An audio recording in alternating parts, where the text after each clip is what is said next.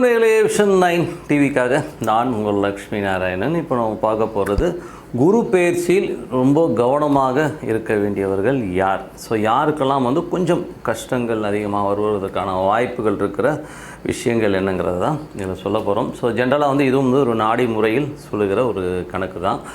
இது எந்த மாதிரி ஒர்க் ஆகும் அப்படின்போது, இப்போ குரு உங்களுக்கு மேஷத்திலிருந்து உங்களுக்கு ரிஷபத்துக்கு மாறுறாருங்க. ஸோ அது மாறும்பொழுது உங்களுக்கு ஜனனகால ஜாதகத்தில் யாருக்கெல்லாம் ரிஷபத்தில் ராகுவோ கேதுவோ இருக்கோ, ஸோ அவங்க ரொம்ப கேர்ஃபுல்லாக இருக்க வேண்டிய ஒரு ஆண்டு இது.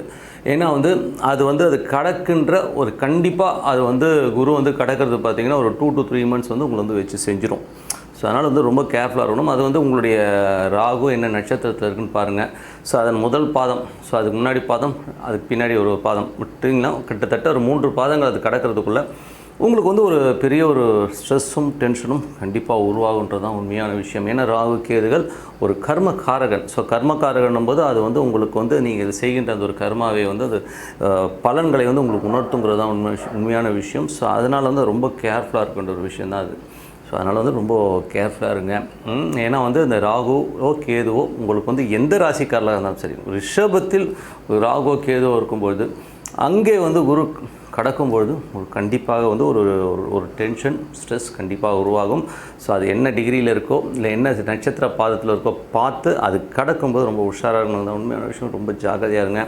எந்த மாதிரி விஷயங்களை அது பண்ணும். ஸோ அது அடுத்தது நீங்கள் கேட்பீங்க இல்லையா, என்றைக்குமே ஒரு ஜனகாலத்தில் ஒரு ராகு மேலே குரு போகும்பொழுது ஒரு நிறைய டிசாஸ்டர் என்பது எங்கள் குருநாதர் திரு ஜிகே அவர்கள் சொல்கிறது எப்படின்னா, ராகு நின்றுட்டுருக்குன்னா அது மேலே குரு போகும்போது நம்ம வண்டியை கொண்டு போய் லாரியில் மோதுறது தான் உண்மையான விஷயம். ஸோ அந்த மாதிரியான ஒரு டிசாஸ்டர் டமால்னு கொண்டு போய் மோதிடுவோம். அதுக்கப்புறம் ஐயோ அம்மானு கதற மாதிரி விஷயங்கள் தான். ஸோ உதாரணம் சொல்கிறேன், அந்த மாதிரி சம்பவங்களுடைய கோரை அந்த மாதிரி இருக்கும். ஸோ அதனால் ரொம்ப உஷாராக இருக்க வேண்டிய லாரின்றது நீங்கள் லாரின்னு வச்சுக்கணும். சும்மா உதாரணத்துக்கு சொன்னேன். அது மாதிரி நிறைய சொந்த பந்தங்களோ இல்லை உறவு முறைகள்லையோ நம்மளை எழுத்து நிற்பாங்க. நம்ம ஏதோ வாய்க்கு சாதாரணமாக சொல்கிறது பெரிய பகையாக மாறுறதுக்கான வாய்ப்புகள் தான் இருக்கும். அது ராகுன்னும் போது கொஞ்சம் அடிதடியே கொடுத்துரும். ஸோ அடிதடி இந்த மாதிரி விஷயங்களை கொண்டு போய் கொடுத்துரும். கேதுங்கிறது பார்த்திங்கன்னா அந்த குரு கடக்கின்ற அந்த காலகட்டத்தில் மன வருத்தங்களை கொடுத்து ஒரு தனிமையை நாடணும். என்ன வாழ்க்கை இது, நான் இப்படி இருக்கணும். ஸோ யாருக்கெல்லாம் கேது இருக்கும் அவர்கள் என்ன பரிகாரங்கிறத சொல்லிடுறேன்.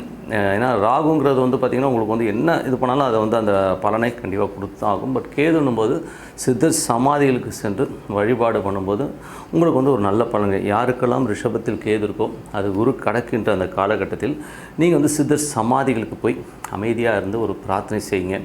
கண்டிப்பாக உங்களது வாழ்க்கை ஒரு பெரிய லெவலுக்கு மாறுங்கிறது தான் உண்மையான விஷயம். ஸோ கண்டிப்பாக பண்ணி பாருங்கள். ஏன்னா ராகு கேது பயிற்சிகளில் இது முக்கியமும். இதில் யாருக்கு ரொம்ப எஃபெக்ட் ஆகுனா, யாருக்கெல்லாம் ராகு தசாபுத்தி அந்தரம் நடக்குதோ, யாருக்கெல்லாம் குரு தசாபுத்தி அந்தரம் நடக்குதோ அவங்களுக்கு தான் பாதிப்புகள் ஒரு 200 மடங்கு இருக்கும். மற்றவர்களுக்கு ஒரு 30% தான் பாதிப்பை கொடுக்குங்கிறது தான் உண்மையான விஷயம். தசா லிங்க் இல்லாமல் அந்த சம்பவம் நடக்காது. ஏன் 30% கூட சொல்கிறேன்னா, இந்த அந்தரங்கள் சூட்சமங்கள் இந்த மாதிரி விஷயங்கள் பார்த்திங்கன்னா சின்னதாக ஒரு பாதிப்புகளை கண்டிப்பாக கொடுக்கும். ஸோ அதனால் கேர்ஃபுல்லாக இருக்க வேண்டிய ஒரு உண்மையான விஷயம்தான். ஸோ அதனால் ரொம்ப கேர்ஃபுல்லாக இருங்க. ஸோ நல்ல விஷயங்கள் நல்ல மாற்றம் பிரார்த்தனை ரொம்ப அவசியம். ஸோ அதனால் பிரார்த்தனை வைங்க.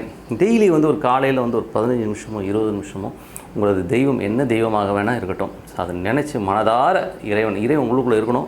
ஸோ அவனும் அந்த ஈஸ்வரன் உள்ளே இருக்கணுங்க. ஸோ அந்த மாதிரி பிரார்த்தனை பண்ணும்போது கண்டிப்பாக நீங்கள் அடுத்த லெவல் போகிறதுக்கான வாய்ப்புலாம் ரொம்ப சிறப்பாக இருக்குது. ஸோ கண்டிப்பாக பிரார்த்தனை பண்ணுங்கள். சிறப்பான வாழ்க்கை உங்களுக்காக காத்திருக்குங்க. நன்றி, வணக்கம்.